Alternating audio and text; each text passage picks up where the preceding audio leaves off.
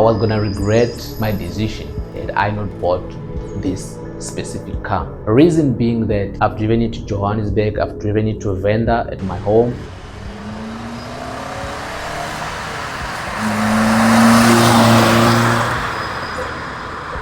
Every time when I drove, I just felt that, wow, this is such a small car when you look at it. But the drive and the stability on the car, it's just amazing. Like Polo Vivo is just one of those cars that this brand VW, I think they really outdid themselves there.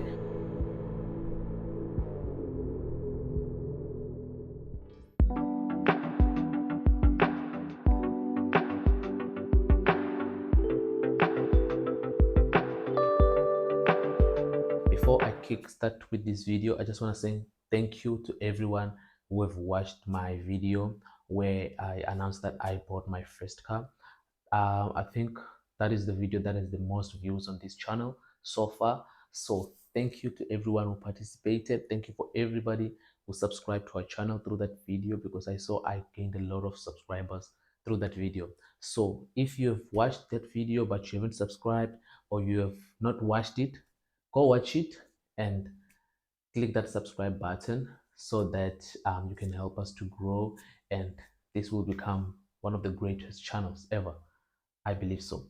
So yeah, in today's video, I just want to speak about my review or my thoughts after owning this car for 6 months.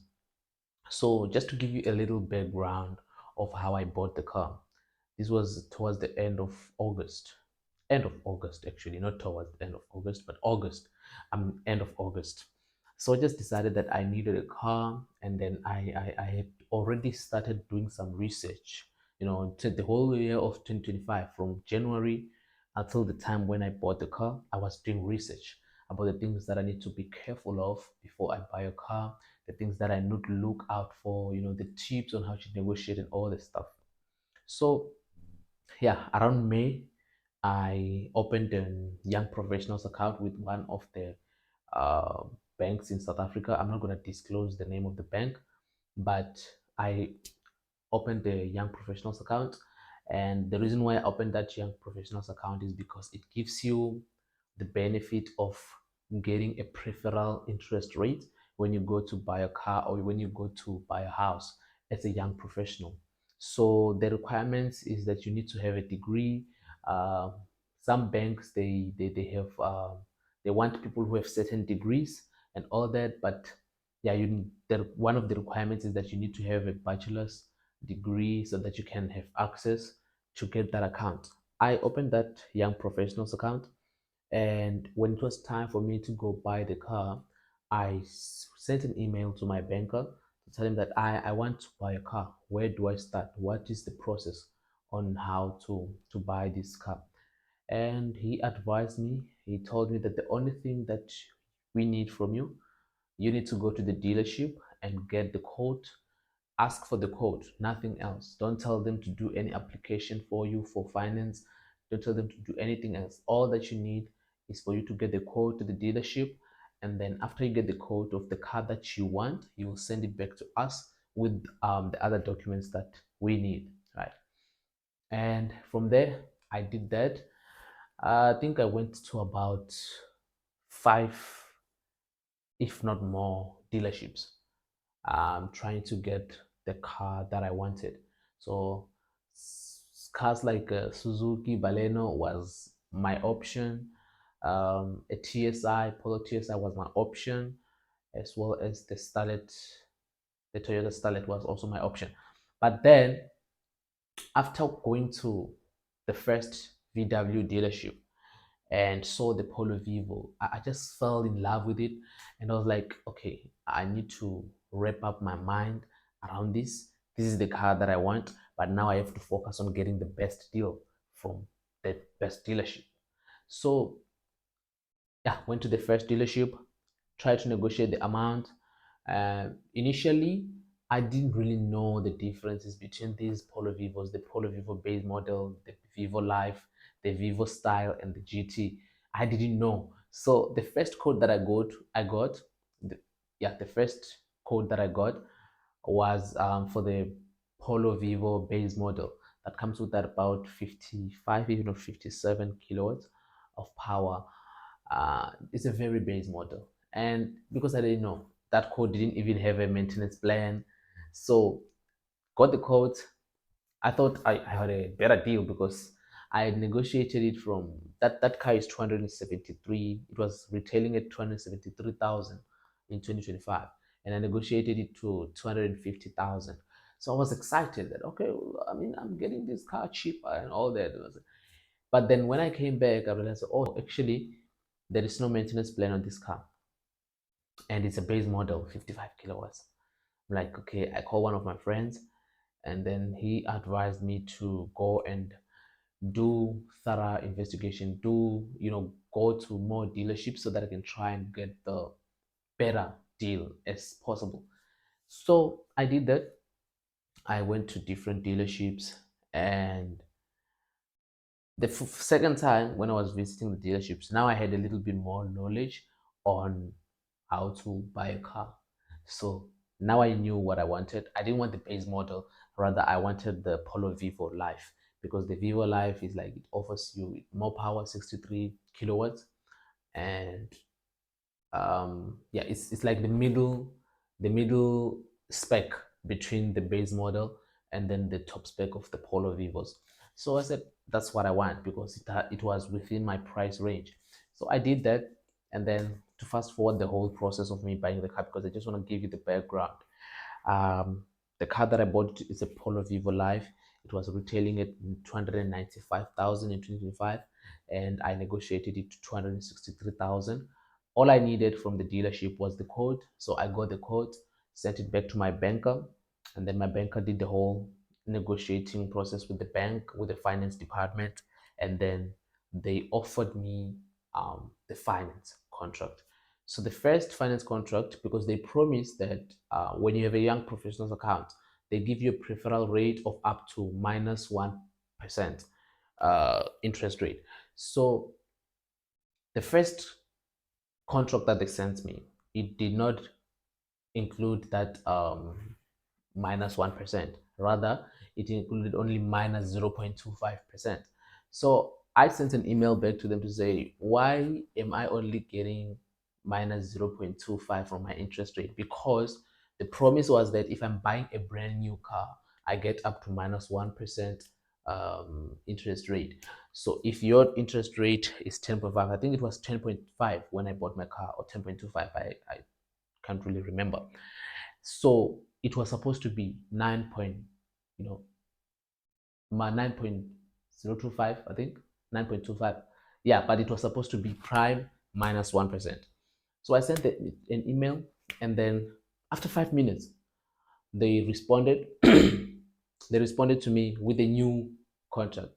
So they sent me, and when I looked at the second one, I'm like, oh, okay, this one has -1% interest rate. And so it's one of those things that I realized that, oh, okay, so the bank tries to see if you know what you're doing, if you can try and negotiate the deal that they're giving to you. So maybe what you can take from this is that if you are buying a car from a bank through a young professional car or whatever account that you're buying, but you can negotiate before you accept the deal that they're giving you, try and negotiate, try to get what is due to you. So that's what I did, and then I went to buy the car, and here I am, 6 months later of owning this car. And all I can say is that it's been good. It's been treating me so well, even though I've kind of treated it badly, because in November I was involved in a car accident 2 months after getting it. So I was involved in a car accident, I crashed, but then that's water under the bridge. So now I just want to do a review on how this car has been on in the past 6 months that I've owned it. Firstly, what I can tell you is that I was gonna regret my decision had I not bought this specific car. The reason being that I've driven this car to Johannesburg. I stay in Durban. I've driven it to Johannesburg. I've driven it to a vendor at my home. And every time when I drove, I just felt that, wow, this is such a small car when you look at it. but the drive and the stability on the car, it's just amazing. Like Polo Vivo is just one of those cars that this brand VW, I think they really did a great job with that car, and that is why it has gone for ages. It's been around for a very long time, this particular model. So it's so stable. I get to appreciate its suspension when I'm driving long distances, maneuvering the curves, driving on high speed and everything. I just appreciate and love it more. So I feel like I was gonna regret my decision had I bought another brand. Yeah, I'm talking about the cars on that level, the entry level cars like this one. I think I was gonna regret my decision, but because I bought that specific Polo Vivo, I think it's a really great car for a first time car buyer. Um, it's not that expensive. Every car is expensive, but then the Polo Vivo, if you have good negotiating skills, it's not that expensive, and that's how I managed to get mine with just 263,000, and it came from 295,000. So so far I'm still so in love with the car, and I still enjoy it. It's a manual. I wanted to drive a manual, so it's not automatic. I enjoy it so much. And I think in the past 3 days, I took it to its first service. I went there, they inspected the car, they inspected the brakes, and also the other thing, my car was one of those cars that were recalled by VW due to the handbrake mechanism that had some defect or something of sort.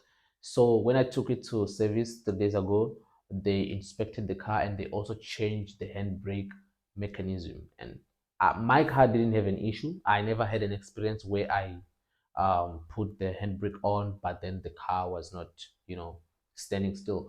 So, but they changed the mechanism because apparently it had a defect. So that was done. And yeah, how I just feel now is that if I had made a different choice from this, I would be regretting it now, because right now I don't even regret it. Although I've had some struggles, it's been a lot of experiences with this car since I bought it, but the car itself, it's amazing. I've never had any breakdown, I've never had any issue with the car or anything of some sort. It's great. It's a wonderful car for a first time car buyer. So if you want to buy your first car and you're a gent, I mean, even if you're a lady, but Polo Vivo appeals more to the gents. That's just my opinion. But if you want to buy your first car and you want to be within a budget of less than 300K, go buy a Polo Vivo.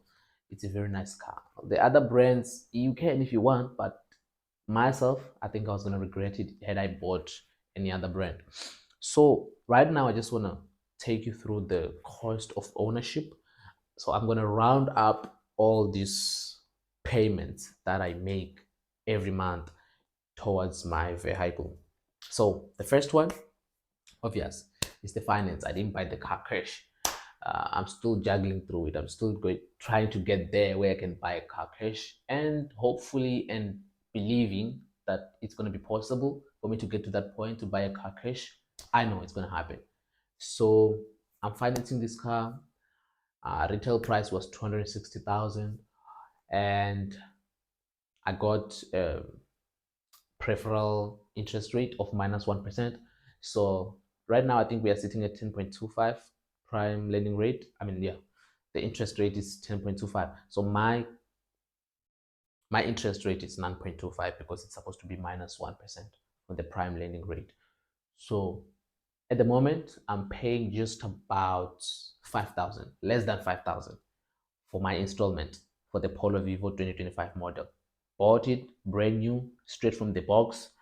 I'm the one who drove it the first time. Well, they drove it at the dealership, obviously, after production, whatever. But yeah, I'm the first owner of the car. So everything that is happening in the car, I started it. But I'm paying less than 5,000 for that car. And when it comes to insurance, I'm insured with Naked, and oof, this is a bummer now with the insurance, and that is the reason why when I got an accident I didn't claim.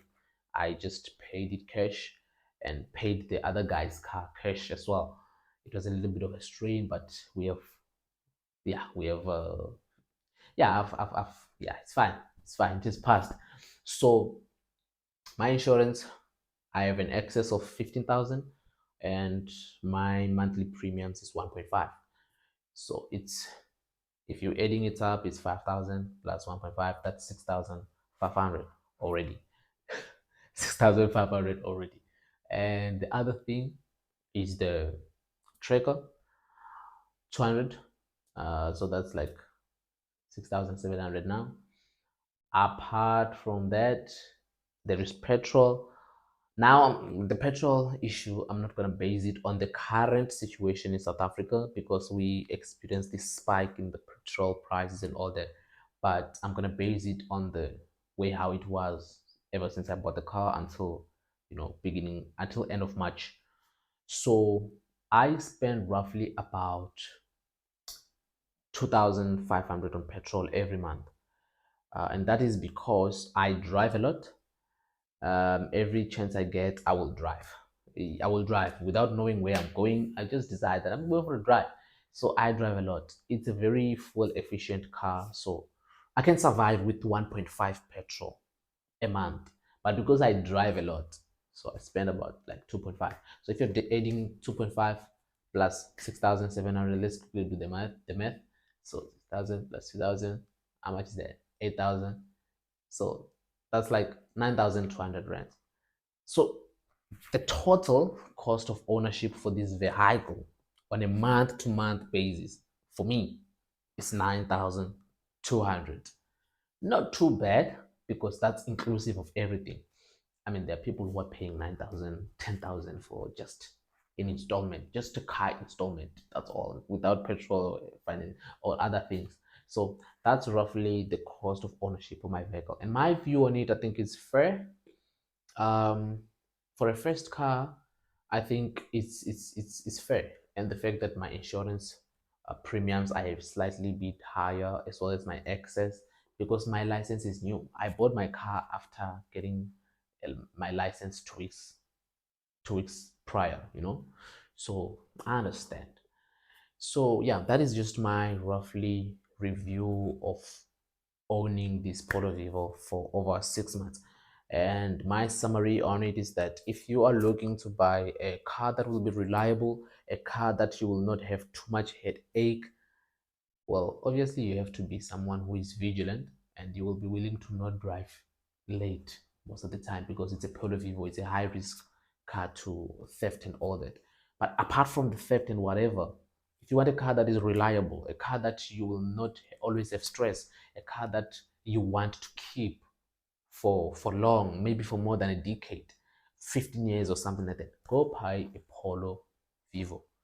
Because I've looked back on how the Polo Vivos from 2016, 2015 model, there is a guy who owns a Polo GTI. That car is a 2015 model. But the way how it is, it's still so clean. The engine is still the same. It's still performing better. He has never had a breakdown ever since I knew him. That car is just, it's okay. Like, it's great. And not minding the fact that it's actually the GTI is the top spec of the Polo, line for this model. It's the GTI. So even the other Polo Vivos, I know multiple people who own Polo Vivos from 2015, 2016. Those cars are more than like 10 years now. About 10 years? Yeah. Yeah, about 10 years. But they're still in a proper condition. Like, you look at the car, you would think it's a 2020 model, it's a 2022 model, or it's a recent car because it's still clean. So I think VW did a great job on the Polo Vivo, and my review on it is that I'm loving it. And anyone who wants to buy their first car, and within a budget of less than 300k, if you want nice drive, if you want stability, if you want durability, if you want to feel that suspension on such a small car, but get to appreciate how you can drive at high speed and still feel that I'm safe, go for the Polo Vivo. I don't know about other brands because I haven't driven them, but go for the Polo Vivo. That will be my advice to you. So yeah, that's all for this video, and I hope that you enjoyed it. Pardon me for stuttering sometimes. I'm vendor, so English I learned it in school. I'm not so very best in it, but yeah, that's just about it. This is what I wanted to bring to your attention, my review on my Polo Vivo. So yeah, please put a thumbs up on this video, put a comment down below, share the video. If anyone want to buy a car, forward them a video, let them watch it, let them get some ideas from what I've said. And yeah, I'll see you guys on the next video. Peace.